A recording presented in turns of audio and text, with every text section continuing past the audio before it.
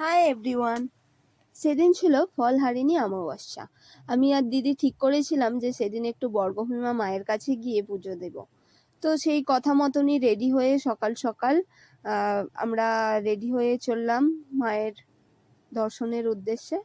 তো ওদের বাড়ি থেকে যেহেতু খুবই কাছে মন্দিরটা, মানে জাস্ট 10 মিনিটের হাঁটা পথ, তো তাই জন্য বেশি দেরি করিনি, তাড়াতাড়ি বেরিয়ে গেছিলাম।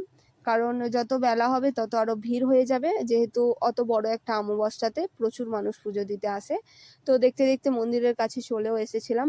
প্রথমেই দোকান থেকে মায়ের ভোগের জন্য কিছু কিনে নিয়েছিলাম, পুজোর সামগ্রী সব নিয়ে নিয়েছিলাম। নিয়ে আমি আর দিদি রওনা দিলাম মায়ের দর্শনের পথে। তো যেতে যেতে একটা জিনিস খেয়াল করলাম যে 24 পরগনা আর পূর্ব মেদিনীপুর কোনো মন্দিরে, 24 পরগনার মন্দিরে পুজো দিতে গেলে একটা জিনিস খেয়াল করবে যে প্রচন্ড ভিড় যেখানে হয়ে যায়, দাঙ্গা হাঙ্গা চেঁচামেচি, কোনো একটা রুলস নেই। কিন্তু ঠাকুর তো সব জায়গাতেই আছে, কিন্তু ওই জায়গাটাতেই 24 পরগনার কোনো জায়গায় পুজো দিতে গেলে এই জিনিসটা হয়, ঝামেলা হয়, চেঁচামেচি হয়, অস্বস্তি হয়ে যায়, মানুষ মানে অসুস্থ হয়ে যায়, অস্বস্তিতে পড়ে।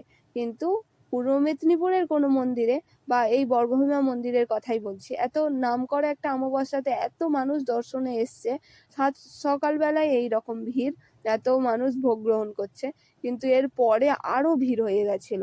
সারা রাত ওখানে মানুষ ছিল, আমি যেটা খবর পেয়েছি। তো এখানে দেখলাম একটা জিনিস, খুবই শান্তভাবে নিরিবিলির মধ্যে মানুষ পুজো দিতে পারবে। প্রচুর ভিড় হয়ে গেলে কি হবে, সিকিউরিটি আছে, ঠিক শান্তভাবে পুজো দিতে পারবে। কেউ যদি আসবেন ভাবেন তাহলে অবশ্যই আসুন, মায়ের দর্শন একবার করে যান। আর এই সেই জায়গা যেই জায়গায় মা সতীর গোড়ালি পড়েছিল। এটা আগে নদী ছিল, বাট এখন পুকুর হয়ে গেছে। আর এখানে একটা রেকর্ড আছে যে এই পুকুরের জল নাকি কোনোদিন শুকায় না। তো জয় জয় মা তারা। নমস্কার। আবার দেখা হচ্ছে অন্য একটি ব্লগে। ততক্ষণের জন্য সবাই সুস্থ থেকো, ভালো থেকো।